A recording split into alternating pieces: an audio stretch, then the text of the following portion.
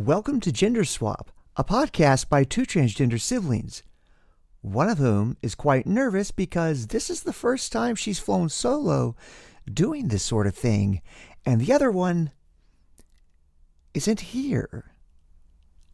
I'm your host. My name is Mika. Stevie is currently away on assignment. At least that's what he told me. Last I checked, he said he was looking into something called the lament configuration. Not sure what that is, but his follow-up message was, please no tears, it's a waste of good suffering. So, I guess there's no way I can really have a preamble conversation with my co-host like I usually do. So, without further ado, here is our first headline.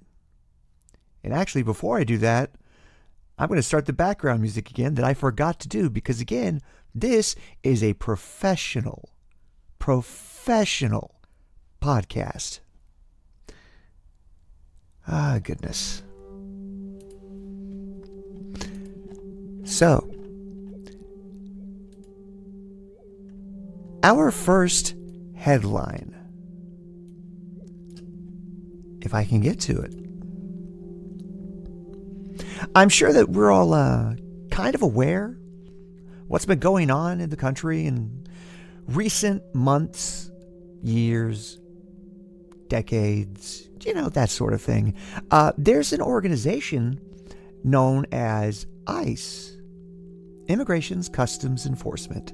And wouldn't you believe it, they're in the news a lot. This is from Boston.com. Unspeakable cruelty. Oath ceremonies canceled for immigrants on the verge of gaining citizenship. Immigrants who had already gone through the correct way of doing things, ones that had already done basically everything they had to do. They took the quizzes, did the questions, proved they weren't a member of a terrorist organization, or my favorite question that is still on the initial interview process, are you or have you ever been a member of a communist party? I'm not answering that one. So, the Trump administration basically decided that they don't want most immigrants. We're all aware of this. But they've decided that last week, some green card holders who were on the verge of becoming citizens were abruptly told their naturalization ceremonies were being canceled because of their country of origin. Again, let's bear in mind, they went through the whole process and their country of origin never came up as a problem before. But policy changes from the federal government that were outlined in a memo issued last week, Immigration Services officials were instructed to pause the application process for immigrants from certain countries and to re-review applicants on a case-by-case basis. A lot of the people that weren't able to do the ceremony basically find themselves in legal limbo.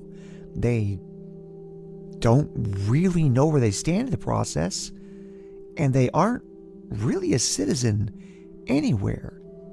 In essence, they're basically stateless. So, I'm sure that some of you viewers out there who may be watching this are thinking to yourselves, oh, this is obviously a one-off. Surely, Immigration's Customs Enforcement wouldn't do horrible things like this all the time. Well, our next headline is from thecity.nyc. ICE agents arrested a Chinese father and his 6-year-old son, separating the two and sending the father to Orange County Jail, while the whereabouts of his son are still unknown. The father and his son were arrested at the check-in with ICE inside 26 Federal Plaza last Wednesday.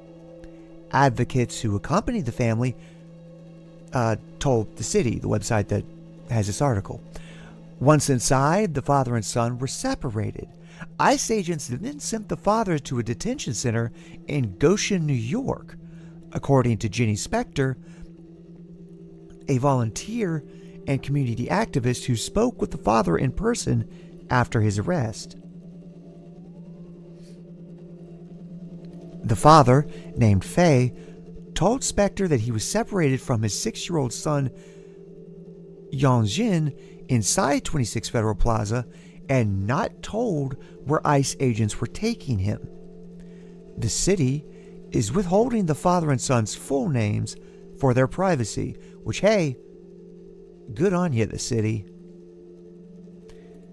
This is a 6-year-old who should be in school, not living in detention, said Spector, and certainly not now being separated from his father, who is a caring, intelligent person who takes good care of him.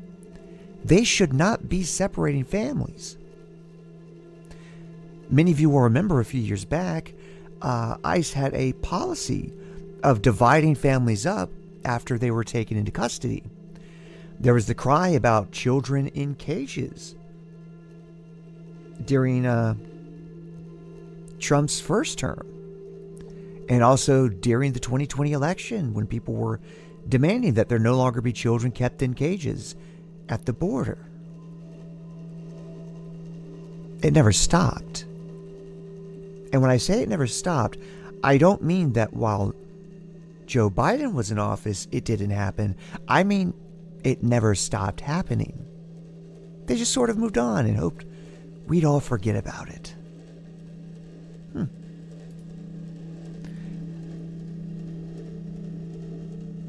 Some of you may feel that, this is bad, and I agree. But at least it doesn't affect you, the American citizen who may be watching this. Well, this is from ProPublica.org. Immigration agents have often grabbed and mistreated citizens, congressional investigators find. I don't know how much of this I really need to read, but it kind of does what it says on the tin. It doesn't matter if you're an American citizen. If ICE decides they don't like you, or if ICE decides you've got a tad too much melanin, they'll grab you. And it may take a few days or weeks for you to get out of custody. Citizens told congressional investigators that immigration officers had dragged them from cars, detained them for days, fabricated claims of assault, routinely used excessive force, and denied medical care. The investigation also found that agents treated children with reckless disregard for their safety and well-being. One citizen recalled that federal agents pointed guns at her youngest child. Her youngest children, ages 6 and 8, and dragged her 14-year-old daughter out of a pickup and zip-tied her.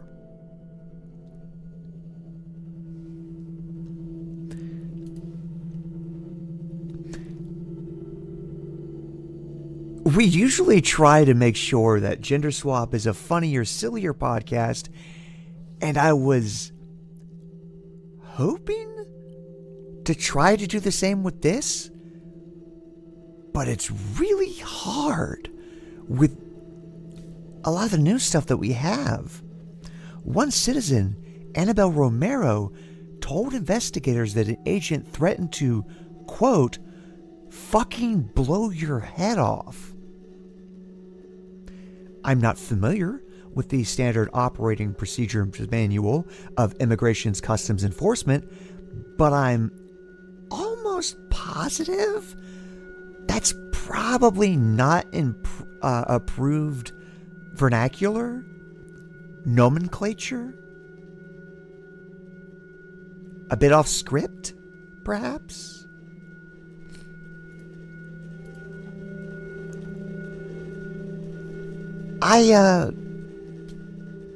It's a little bit off topic, but I'm kind of reminded how years and years and years ago, some of you may know this, some of you may not, I used to be a member of DSA.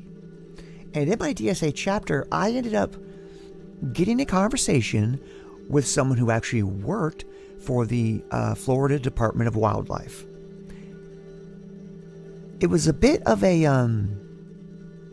heated discussion because I posited, as the anarcho-communist that I am, that all cops are bad.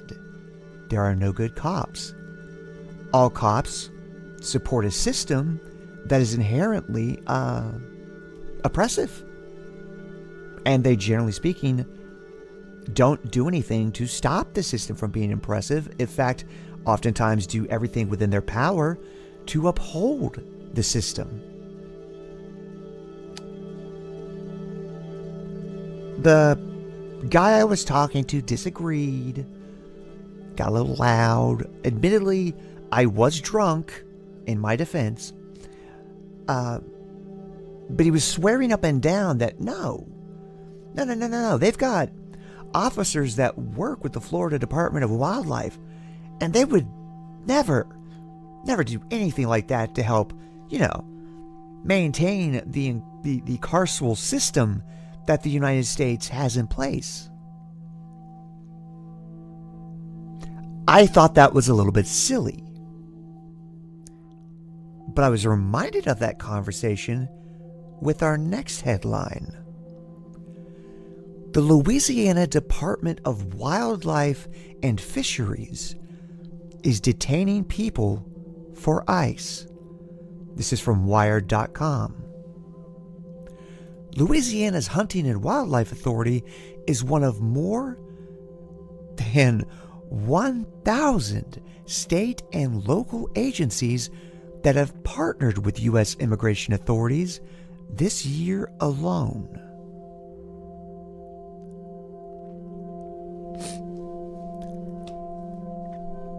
The department, they're typically responsible for overseeing wildlife reserves and enforcing local hunting rules and making sure people don't overfish, and maybe they get called out when the large rodents Louisiana has, I believe they're called nutria, get out of hand. Look them up. They are wild. Just these huge rodents of unusual size. If they get talkative or a little bit uppity, people call the Louisiana Department of Wildlife and Fisheries to deal with them. But also, apparently, the department has brought at least 6 people into federal custody this year. According to documents,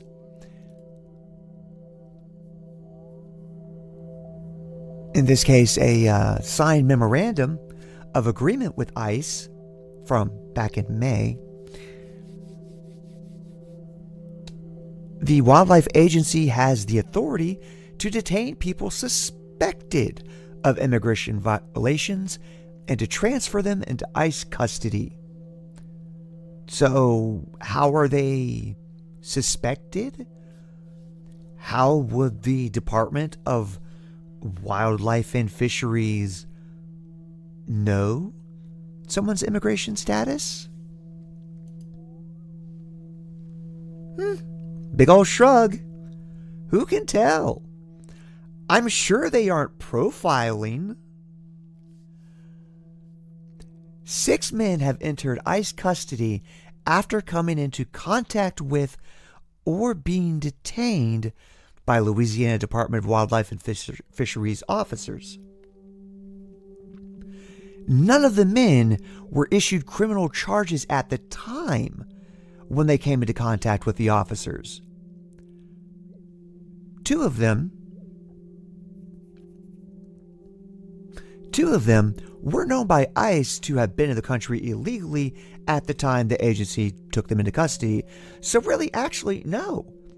I take back everything negative I've been saying. 2 of them were here illegally. That's basically a 1 in 3 chance of them getting someone that they claim they were after. 1 out of 3 odds, 33%. That's great. Real good. You're doing awesome, guys. The documents also indicate that at least one joint patrol took place in a Louisiana wildlife management area in which LDWF agents were accompanied by officers with Customs and Border Protection and the U.S. Coast Guard. They're really getting the band back together. The memorandum of agreement between ICE and LDWF makes no mention of CBP or the possibility of working with the agency as part of the agreement. However, the documents indicate that a relationship between CBP and LDWF may have been facilitated with their partnership with ICE. CBP, by the way, is Customs Border Patrol, which, fun fact, if you live within 100 miles of the U.S. border, you're within their jurisdiction. Myself, being a resident of Florida, the whole state is in their jurisdiction. Yay! So exciting.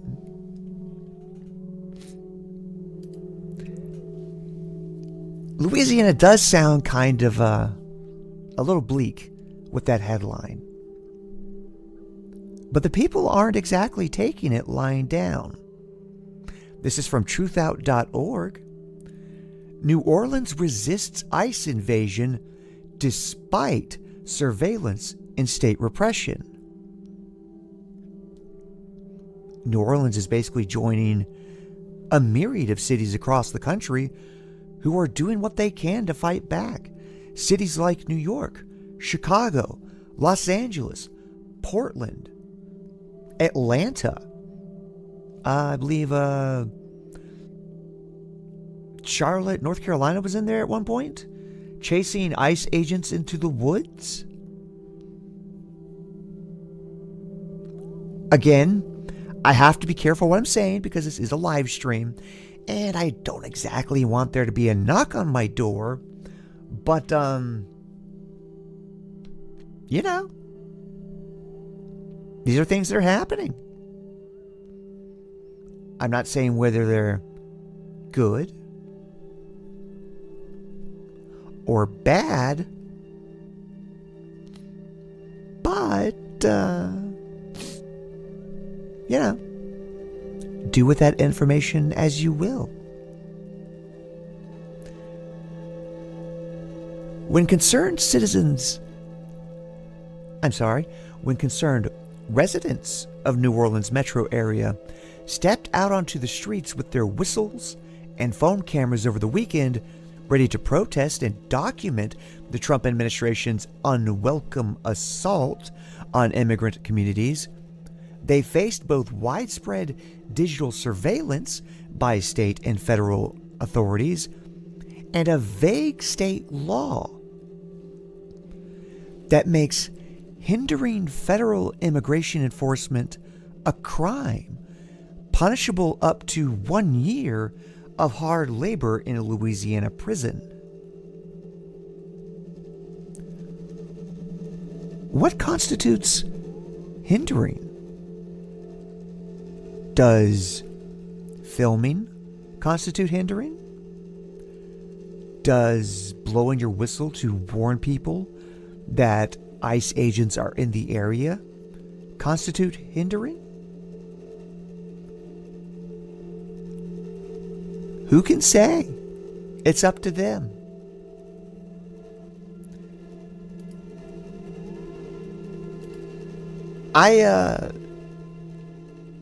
I didn't mean to have like the first cluster of headlines all be about ICE.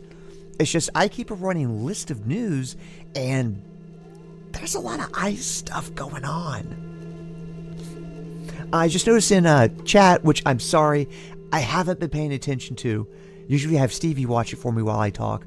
One of our viewers, a fabulous rat, just said, have y'all seen the Ice Was Here nativity scene? Yes, I have. Also, another, I believe it was in Boston, where that one was. Another one, they had the little baby Jesus zip-tied. You know, just making a statement that the churches don't like ICE either. Which is really something that so many people are just this much against ICE altogether. Hey, I can't play the video because of copyright reasons. But when you get the chance, Weird Al Yankovic, known satirist and funny guy who I've loved since I was a wee little child, decided to cover Rage Against the Machine at a concert this past weekend. He sang Killing in the Name of. It wasn't satirical. It was an unironic, straightforward cover. And he sang all the lyrics. He did not gloss over the cuss words. I've never heard Weird Al say anything worse than hell and maybe damn. And he went for it. So it's a little bit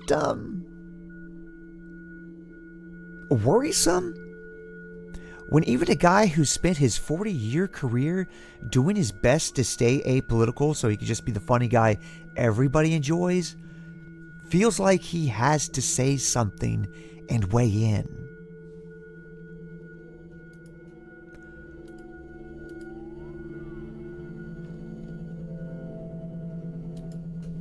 Sorry, I'm trying to juggle a million things at once.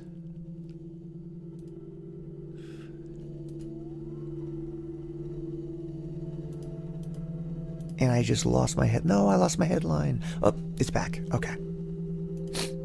So, moving away from ICE in general, because let's be real, I'm really sick of talking about them. Like, I kind of wish I was the sort of person that was like, oh, I need to protect my peace. You know, I don't pay attention to those things. But, like, you know, I kind of, if you want to protect your peace, you kind of have to know what's going on in case your peace is threatened. So, gotta pay attention.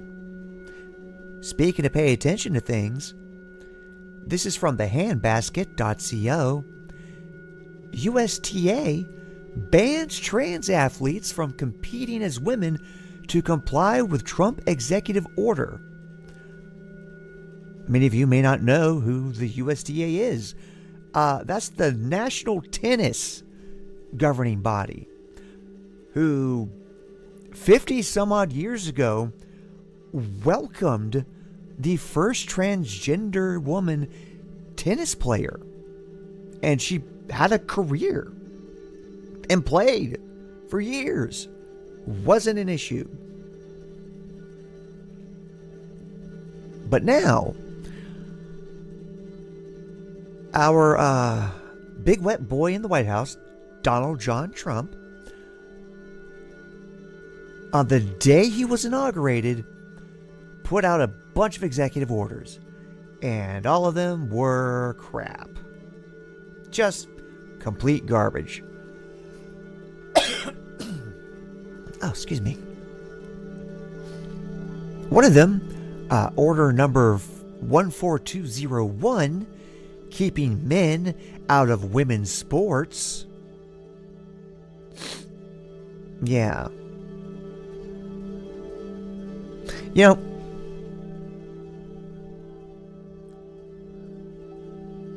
I don't know very many men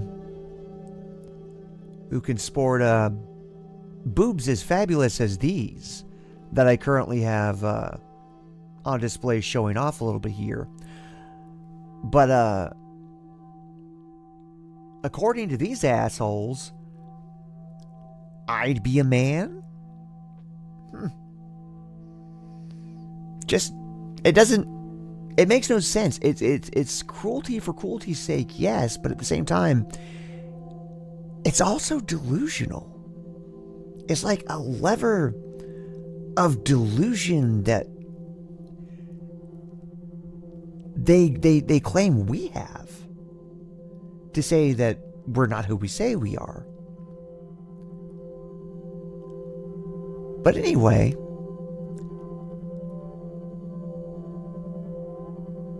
an official policy went into effective as of December 1st states that trans women are prohibited from competing in sex-specific USTA leagues, tournaments, and competitions. Because as we all know, trans women who, when they undergo HRT, lose muscle mass and lose stamina, and by all metrics, markers, and accounts, are no more athletically talented than cis women, have an unfair advantage.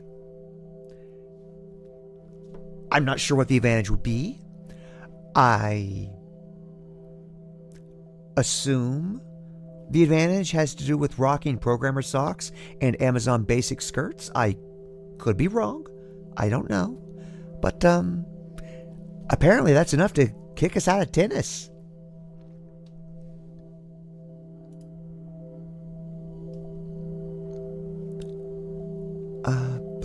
Lost my place.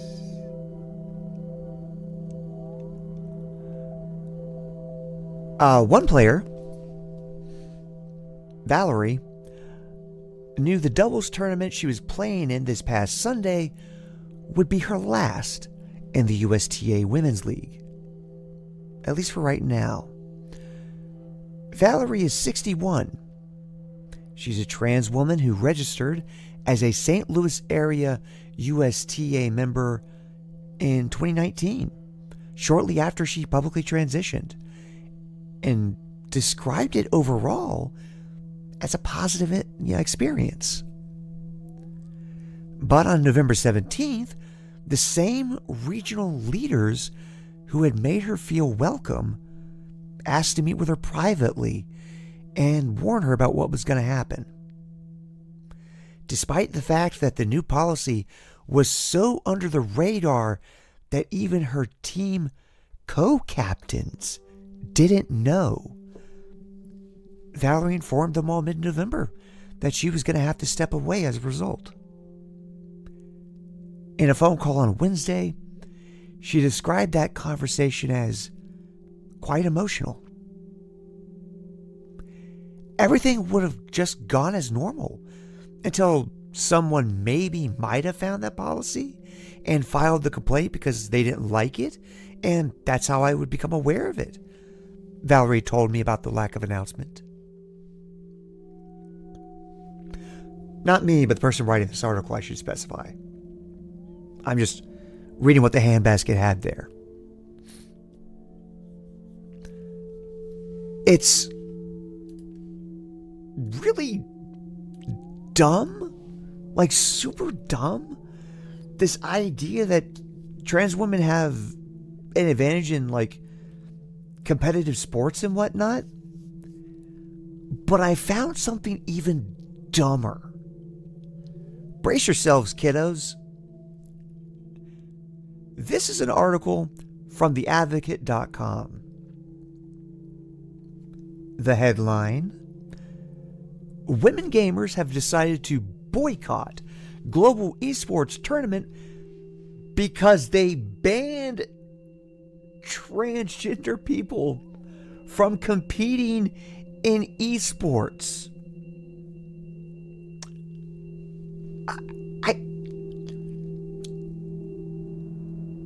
I just,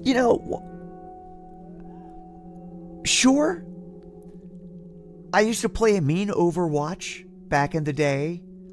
I was great in Unreal Tournament, but I wouldn't call it an unfair advantage. It's just a result of somebody who plays a lot of video games, but apparently being trans gives us superhuman reflexes and problem-solving skills that just crush the competition. I assume. I mean, constantly having trans people win every one of these tournaments for years is surely the reason they decided to ban us. But, yeah. After learning that trans women are banned from competing in an upcoming tournament for the video game Dead by Daylight, many women professional gamers announced they're dropping out. They don't care. Streamer and artist Julia Kanda was the first to draw attention to the story. She posted on X on December 3rd that she is withdrawing from Team USA in the tournament, officially known as the Dead by Daylight Women's World Cup. Her post read, "I'll be leaving Team USA for the 2026 DBD Women's World Cup. I love the idea of a femme tourney, but one run by a male kick streamer who has a history of using AI graphics doesn't sit right at all. And if a percentage of women aren't allowed to participate, these being mostly trans..." Oh dear, it's longer. Is he going to let me expand? Not without an X account. Well, I guess we're just going to have to guess as to what the rest of it said. But,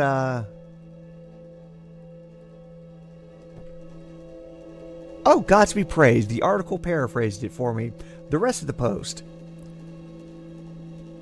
If a percentage of women aren't allowed to participate, these being mostly trans women, I certainly won't be either, she writes.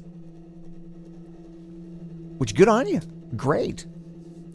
None of the women participating were aware of any of this when signing up, including myself. So please do not fault any of the players, she continues. If the tourney changes the rule regarding trans women, great. I hope that by bringing some attention to this, it can change faster. I will still be leaving, but good luck to everyone involved. Kanda also shared alleged screenshots from a Discord conversation with tournament organizer. Oh, that can't be a real name. That has to be a... Okay. Fish Cadito? Never heard of this person, but I assume they're real big in the video game world. In the conversation, Kanda asks whether trans women are allowed to participate, whether AI will be used, and whether any women will be staffing the event. For the World Cup, we've decided not to allow transgender women to participate, but we hope to include them in future tournaments, Fish Cadito responded. Hey, I don't know if anyone's heard that, but my bullshit alarm just went off. Why would you not allow them to participate now? If you're hoping future tournaments, you'll allow it. Just seems sort of dumb, slimy, mealy-mouthed. You know, pick your adjective. A lot of them apply.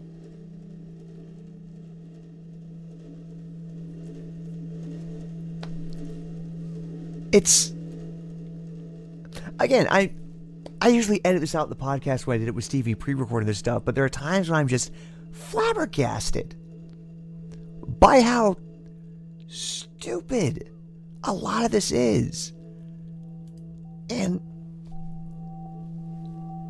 it's even dumber that the administration is going out of its way to ban trans people, particularly trans women, from participating in anything competitive. For instance, in college sports, out of the, I believe, 500,000-ish athletes nationwide, 10 are transgender. This many. 10. Like, that's making you lose your shit? That's making you decide to ban us from everything and try to cut us out of public life? I mean, surely you don't have ulterior motives. Certainly this isn't an attempt to distract from the things that the billionaires are doing. Or major corporations. Or, the military. Or law enforcement. Or the U.S. government itself. Or the Epstein investigation. Or fill in the blank. But the worst part of it, the part that really drives me up the wall, is the fact that, yeah, it is a distraction. Apparently that's all we're good for to them, is a distraction. And because they need a distraction, they're ruining people's lives. So one would assume that the opposition party, the Democrats, who are not currently in charge, and according to themselves, incapable of doing anything ever when the Republicans have power, and also according to themselves, incapable of doing anything ever when they're in power because the Republicans somehow stop them? Anyway, this is from teenvogue.com. Some Democrats are helping the Trump administration's anti-LGBTQ plus tech agenda. That's right, darling. They've got a plan for us when tech is involved.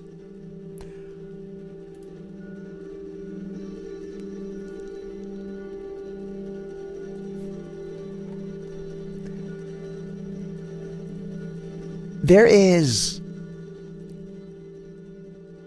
or rather there has been, a bunch of attacks on Section 230 of the Communications Decency Act, which colloquially is known as the First Amendment of the Internet.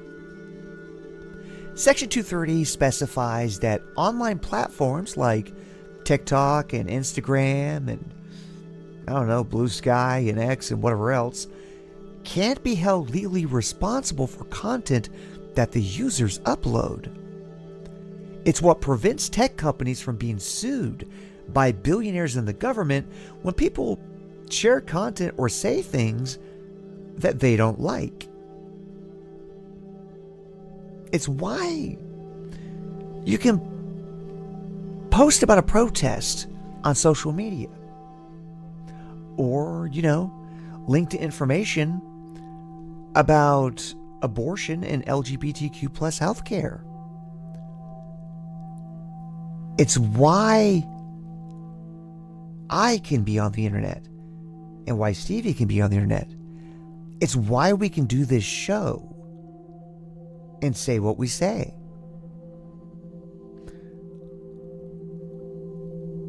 But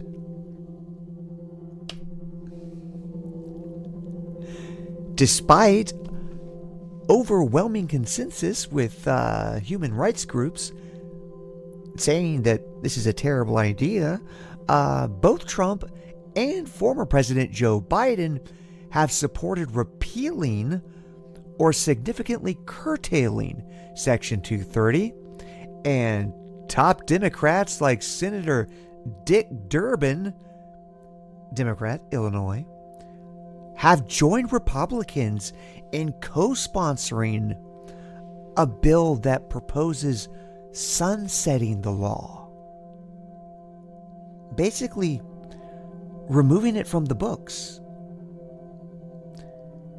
Durbin and the bill's supporters have described this as totally necessary to rein in big tech companies.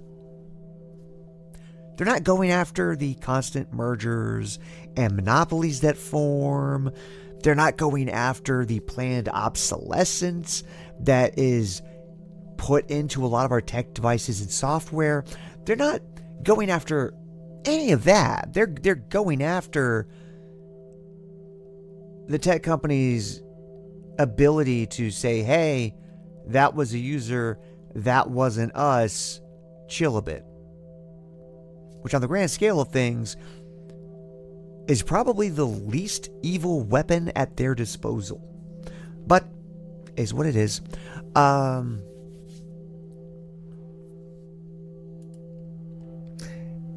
Yeah, the thing... Okay. Do you guys remember when Jimmy Kimmel was like off the air for a bit? I'm sure you're all rabid Jimmy Kimmel fans. And you know how Trump tried to do it to Stephen Colbert?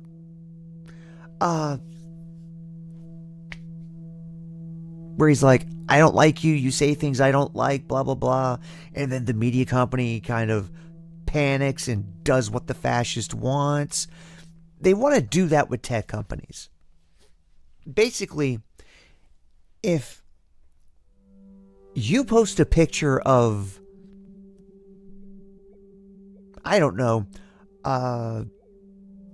Benjamin Franklin as a cat femboy, and the President of the United States decides that he doesn't like Benjamin Franklin being shown in that light, he could demand that your account be banned if this law were not in place, which is not just kind of unconstitutional, but also really fucking wild when you consider okay, someone in the chat just posted Thomas Jefferson Miku binder, which yes, exactly. But thank you, the Rat King. But no, it's wild when you consider that Benjamin Franklin would have loved cat femboy Benjamin Franklin as a concept. Benjamin Franklin, I don't know if you've read any actual history books about him or like his personal writings. He fucked. He was all about going after MILFs. His big thing was like, he wanted pussy 24/7. He was all about it. When he was not helping the founding fathers sort of flesh out what the United States of America was going to be, and when he was not in Europe talking to the French, trying to get some additional support to help fight the British and all that, he was banging everybody. And actually, even while he did that stuff, he was banging everybody. But anyway, I got sidetracked. Sorry about that.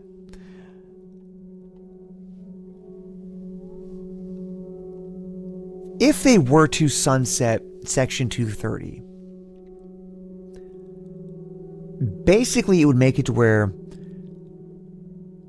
the part of Project 2025's anti-LGBTQ plus agenda, which describes all queer and trans content as pornography and proposes making it a crime to promote or distribute it, they could do that. They could ban us. The Gender Swap podcast and Here Comes the News would no longer be available because apparently the things I'm doing right now are incredibly pornographic. I mean, look at me, all sexed up. And, okay, admittedly, I mean, but you get what I'm saying. But speaking of stuff online that's kind of going a bit sideways, there's something going sideways for somebody I'm glad it's going sideways for. Have you guys ever heard of a company called Meta? Yeah? Yeah? Have you heard of a thing called the Metaverse? Yeah? Well, Mark Zuckerberg apparently is a little annoyed that Meta has lost $77 billion on developing the metaverse. That is a crazy amount of money. Like, that is absolutely wild. To put that in perspective,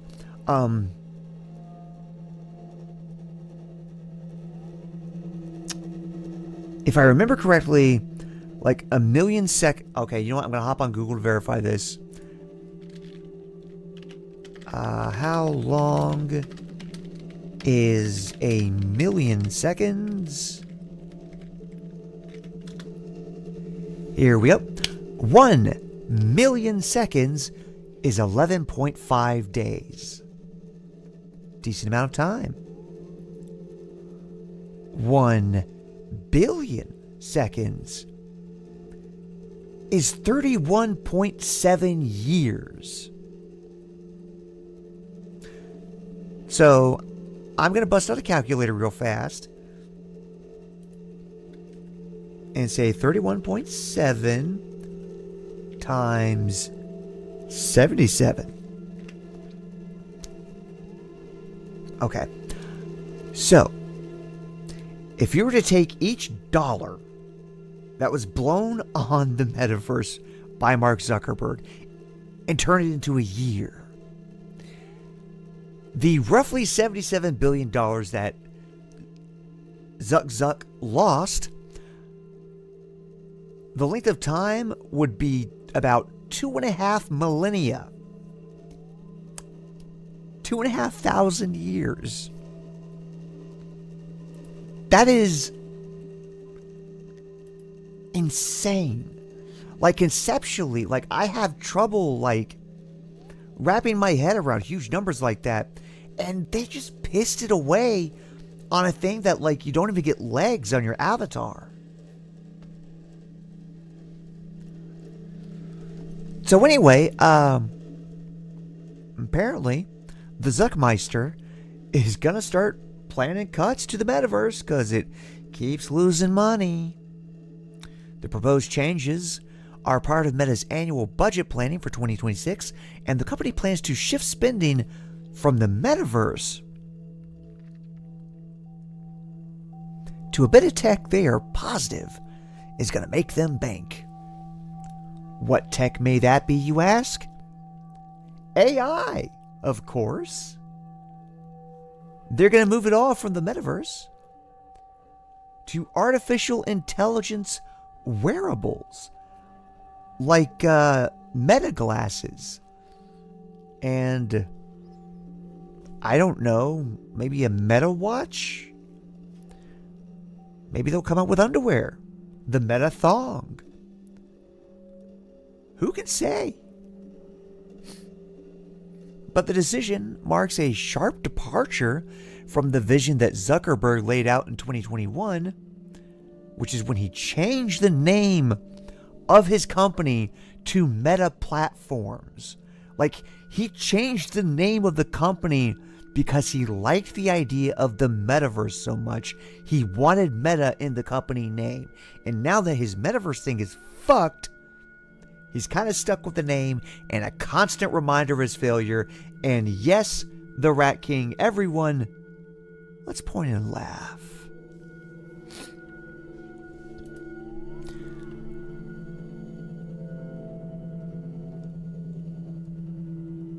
The thing is, nobody liked the fact they were doing metaverse stuff.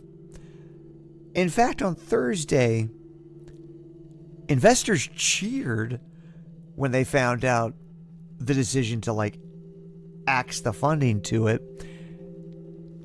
And the stock shares dropped. The stock shares jumped. Went up in value 3%. Meanwhile, I still can't wrap my head around how he became, like, such a rich billionaire when he makes so many bad decisions just all the way around. But, you know, it's just proof that capitalism is the best system. and it rewards great ideas and successes. So, yeah, I'm sorry. I keep thinking about the metaverse stuff and the fact that, like, have y'all ever played Second Life? You know, it's not really a video game, but it kind of is. And you can go to like Second Life, the website, download it. It's free. Make an avatar and wander around in a whole bunch of like different worlds that were built and interconnected. And you can pay money if you want to buy like cool clothes and fix up your avatar and that kind of thing. But if you have the skills to, you can actually just build the assets yourself and import them into the game. So you could, if you're good at like 3D modeling, you could make clothes and stuff for your avatar, build a custom avatar, that sort of thing. It'd be an option. But anyway, Second Life. It has been around for such a long time. Like, if I remember correctly, it started in 2003, which means it's 22 years old, which means Second Life is old enough to drink. They call their worlds that are interconnected the Metaverse. It was already a thing. And then, Captain Zuck shows up and tries to poach it and claim it as his own idea. But, that's kind of what billionaires do. They like to try to, for lack of a better term, bite on other people's style. But speaking of style, I'd like to introduce you all to our brand new correspondent. And I just want to know what his opinion is on certain types of style.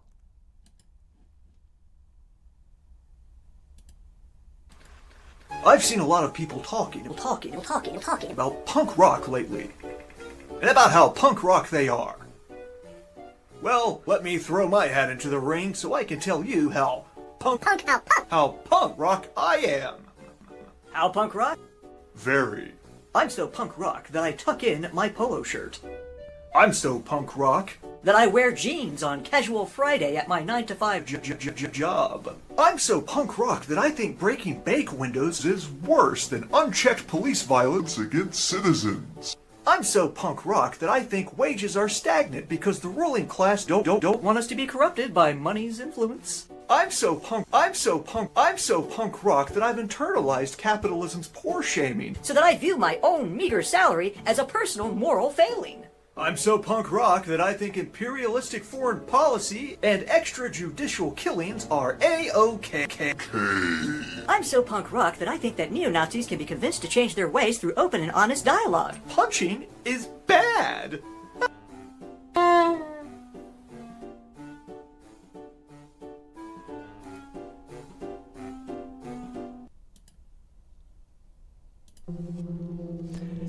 So yeah, that's our new correspondent. His name is Mephisto, and we're going to have a lot of him coming up in future episodes as well. Anywho, I think we've just about covered all the news I planned on talking about this week. I hope that you enjoyed this first stream. Again, I'm doing my best juggling what's going on. I hope it wasn't too disjointed or jarring when I did things. But yeah, before we go, I want to thank everybody for coming out and watching the stream. I'd also like to give a special thanks to our $10 patrons, who are Strawberry Love, Xanathar, Kaylee, Venus, Louis Meikle, Gen Brugsklask, Thew Dandy, Althea Petrichor, Lady Willow, Brooke Fern, and Cassidy Johnson.